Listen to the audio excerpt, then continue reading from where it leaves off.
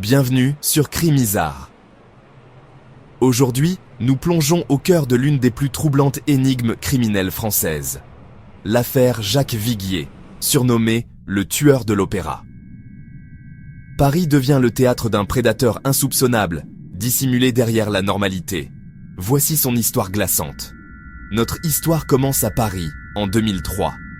La ville lumière, à l'aube du nouveau millénaire, vibre encore d'une énergie insouciante. Mais lorsque le soleil se couche, la nuit enveloppe la capitale d'un voile bleu électrique, transformant ses avenues animées en scènes de théâtre silencieuses. L'air est frais, chargé de l'odeur de la pluie sur l'asphalte. Au cœur de ce tableau nocturne, un monument emblématique se dresse. L'Opéra Garnier. Ses lumières dorées scintillent sur les pavés mouillés, projetant des ombres longues et dansantes. C'est le Paris de la culture, du luxe et de l'élégance. Autour, dans le 9e arrondissement, les rues semblent tranquilles, presque trop parfaites. Les façades haussmanniennes respirent le prestige et la discrétion. Une quiétude trompeuse, car c'est ici que le danger rôde. Car derrière cette façade lumineuse, un homme mène une double vie. Une existence parfaitement compartimentée, où le jour et la nuit racontent deux histoires radicalement opposées. Son nom, Jacques Viguier. 58 ans, chef d'entreprise respecté. Le jour, il est un voisin discret de l'opéra, un bourgeois raffiné, poli, cultivé, un homme au-dessus de tout soupçon, dont la vie semble réglée comme du papier à musique. Mais la nuit, cet homme devient un prédateur. L'homme d'affaires respectable s'efface pour laisser place à une créature de l'ombre, animée par des pulsions mortifères.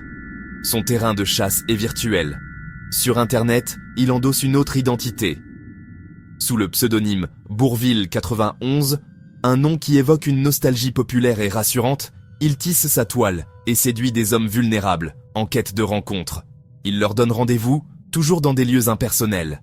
Dans l'intimité feutrée des chambres d'hôtel, loin des regards, loin du bruit, il orchestre un rituel macabre et passe à l'acte. Sa méthode est d'une froideur clinique, toujours la même. Séduire, droguer, étouffer. Une mise à mort sans violence apparente, sans effusion de sang, conçue pour ne laisser aucune trace. Pendant des mois, il agira en toute impunité, laissant derrière lui des familles désemparées et une police confrontée à des disparitions inexplicables. Voici l'histoire glaçante du tueur de l'opéra. Tout commence par une disparition qui semble, au départ, presque banale. Une absence qui s'installe doucement, sans bruit, dans le quotidien d'une famille qui ne se doute encore de rien. Le premier à s'évanouir est Jean-Marie, 47 ans. Il vit à Montpellier, dans le sud de la France. C'est un homme calme, discret, qui se remet doucement d'un divorce récent. Pour lui, la vie est une page à tourner, et il espère écrire un nouveau chapitre, plus heureux. Le 14 février 2003, jour de la Saint-Valentin, il annonce à ses proches qu'il monte à Paris pour rencontrer quelqu'un. Un voyage plein de promesses. Il prend un TGV en fin de journée, emportant avec lui un petit sac de voyage et beaucoup d'espoir. La personne en question, il l'a trouvée sur Internet, sur un site de rencontre appelé Gay365. C'est là qu'il a échangé pendant des semaines avec un homme qui semble charmant, cultivé, rassurant. Son pseudonyme, Bourvil 91. Jean-Marie arrive à Paris, envoie un dernier message bref pour dire que tout va bien. Puis, le silence. Son téléphone ne répond plus. Il ne se présente pas au travail le lundi suivant. Jean-Marie ne reviendra jamais. Quelques semaines plus tard, à des centaines de kilomètres de là, le même scénario se répète, à l'identique. La deuxième victime est André, 61 ans, un retraité paisible de Toulouse. Lui aussi est un homme seul, en quête de compagnie. Et lui aussi a passé des heures à discuter en ligne avec un certain Bourvil 91, sur le même site de rencontre. Fin mars, il annonce à sa famille qu'il part pour un court séjour à Paris. Il prend un train de nuit, direction la capitale. Puis, comme pour Jean-Marie, c'est le vide absolu. Le silence radio est total. Pas d'appel à ses enfants, pas de messages à ses amis. Son compte en banque, d'habitude actif, reste figé. Les jours deviennent des semaines. L'inquiétude grandit. Deux hommes, sans lien apparent, se sont volatilisés après un voyage à Paris pour rencontrer le même homme. Les familles alertent les autorités, mais les premières investigations sont timides. Pour la police, il s'agit de deux disparitions volontaires. Après tout, ces hommes sont majeurs, célibataires et libres de refaire leur vie où bon leur semble. Mais pour les proches, cette explication ne tient pas. Quelque chose de sinistre s'est produit. Et ils ont raison, un tueur en série méthodique et invisible a déjà commencé son œuvre macabre.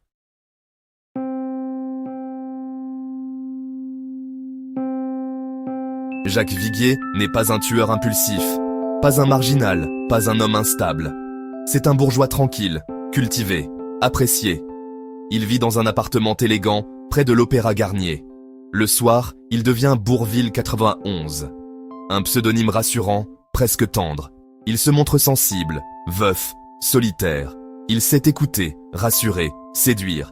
Il attire des hommes isolés, fragiles, cherchant un moment de douceur. Un masque parfait.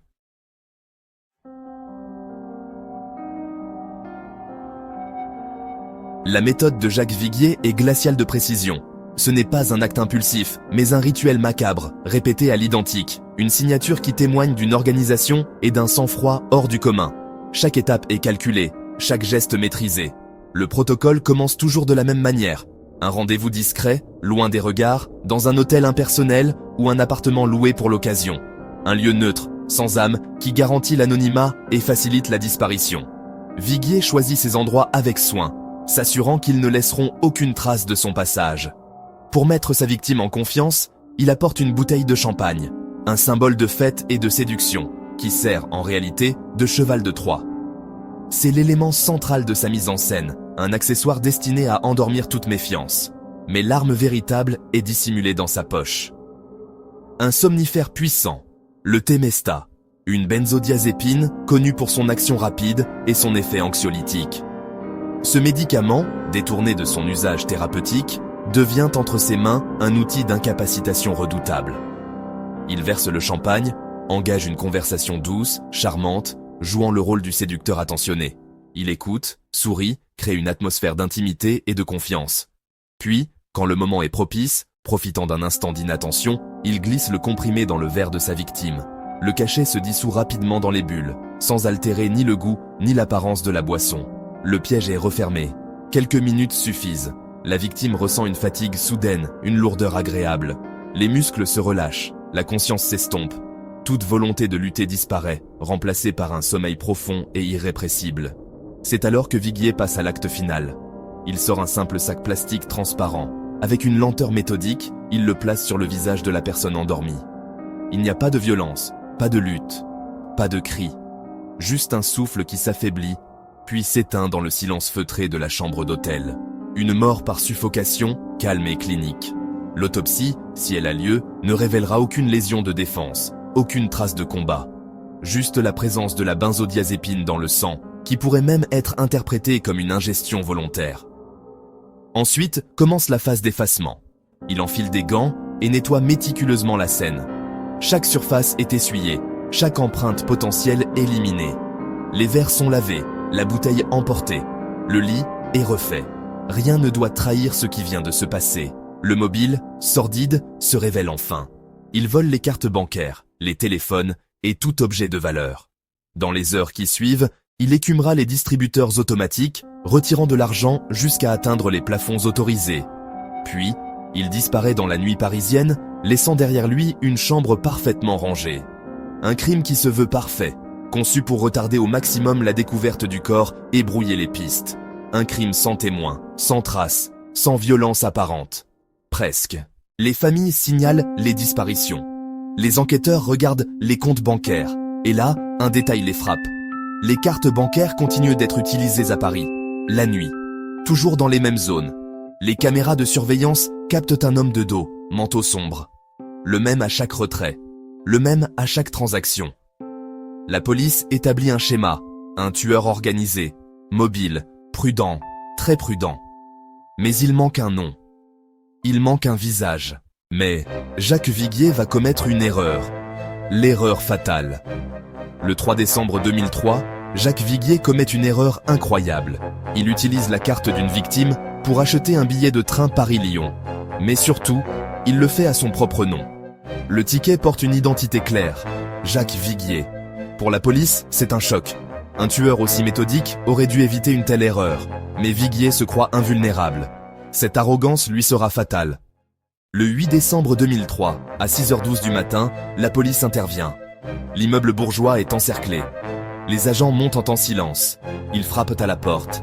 Jacques Viguier ouvre la porte presque immédiatement. Calme, propre, rasé de près. Comme s'il les attendait. Il sait.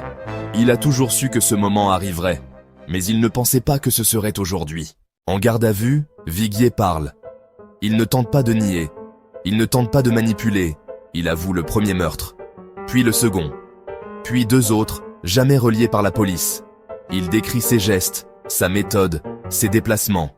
Ses mots sont froids, cliniques, sans émotion. Il dit exactement « Je ne les ai pas violentés, c'était rapide ». En mai 2005, s'ouvre un procès exceptionnel. Journalistes, familles, experts psychologiques, tout le monde s'interroge. Qui est cet homme? Un chef d'entreprise, respecté, cultivé, ou un prédateur caché depuis des années? Les experts psychiatres le décrivent comme intelligent, méthodique, manipulateur, incapable d'empathie. L'accusation le surnomme le bourgeois du crime presque parfait. Et tout au long du procès, Viguier reste calme, froid, distant, comme si les faits n'étaient pas si graves. Le 27 mai 2005, après des heures de délibération, le verdict tombe. Jacques Viguier est condamné à la réclusion criminelle à perpétuité, avec une période de sûreté de 22 ans. Pour la presse, le titre s'impose. Le tueur de l'opéra condamné à la perpétuité. Un homme en apparence banale, mais un monstre caché sous un costume élégant. Un prédateur qui a utilisé l'art de la séduction, le calme, l'intelligence, pour tuer. Aujourd'hui encore, Jacques Viguier reste l'exemple terrifiant du monstre ordinaire. Un tueur caché derrière un visage poli. Un meurtrier qui pensait ne jamais être pris. Abonne-toi à Crimisard pour plus d'histoires vraies et de mystères non résolus.